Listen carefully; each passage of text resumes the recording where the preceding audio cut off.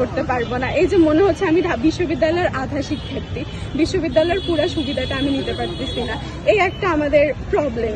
আর হচ্ছে আরেকটা প্রবলেম, আমাদের হলে যদি কোনো আপু অসুস্থ হয়, তার যে কোনো ফিমেল গার্ডিয়ান যাবে, মা যাবে, বোন যাবে, তারাও ঢুকতে পারে না। আসলে আমরা জানি না যে বিশ্ববিদ্যালয় প্রশাসন এত সুরক্ষিত করে হলের ভিতরে কি রেখে দিচ্ছে, শুধুমাত্র তারাই জানে।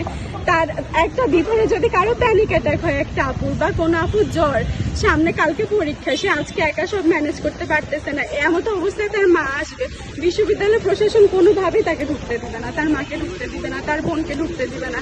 এবার যদি শিক্ষার্থী সেইখানে মরেও যায়, তাদের কিছু যায় আসে না। শিক্ষার্থী যদি মরে যায়, তারা একটা শোক বার্তা দিবে। কিন্তু এই যে বিশ্ববিদ্যালয়, আমি এখানকার রাজা, আমার নিয়ম, এইটার উপরে জেদ ধরে যে একটা শিক্ষার্থীর জীবন নাশ হয়ে যাচ্ছে, এটাতে তাদের কিছু যায় আসে না, একটা শোক বার্তা দিয়ে তাদের কাজ শেষ। এটা আমাদের দ্বিতীয় সমস্যা। তৃতীয় সমস্যা হচ্ছে আমাদের যে আবাসিক আপুরা আছে, তারা যদি বাইরে থাকে, তাদের কোনো মতে যদি হলে একটু আসতে লেট হয়ে যায়, তাদেরকে সারা রাত বাহিরে দাঁড়া করে রাখা হয়, আর ঢুকানো হয় না। যেমন আমরা জানি সবচেয়ে বেশি সমস্যা যেটা ফেস করি, ঈদের সময় তো রাস্তাঘাটে বাংলাদেশে অনেক জ্যাম হয়। ধরেন আপনি বাসে উঠলেন বিকালবেলা, আপনি জানেন যে 9টার মধ্যে আপনি হল গেটে এসে পৌঁছায় যাবেন, তাও আপনি রাস্তায় জ্যামে পড়লেন, আপনার আসতে আসতে রাতে 11:30 বেজে গেল।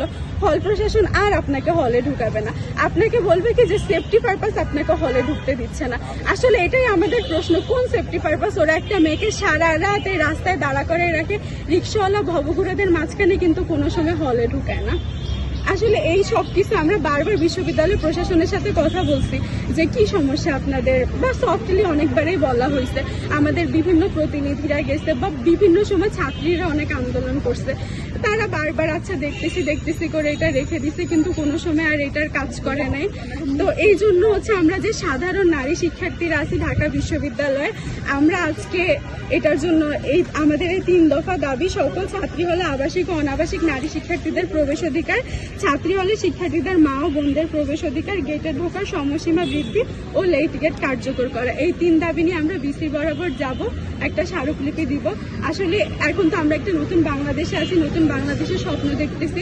যদি 105 বছরে যে জিনিসটা হয় না, সেটা আমরা পরিবর্তন করার স্বপ্ন দেখতেছি। এখনো যদি না হয়, তাহলে আসলে আর কখনোই হবে না। আমরা সকল নারী শিক্ষার্থীরা একত্রিত আছে, আমরা আশা করি আমাদের এই দাবি সফল হবে। Thank you.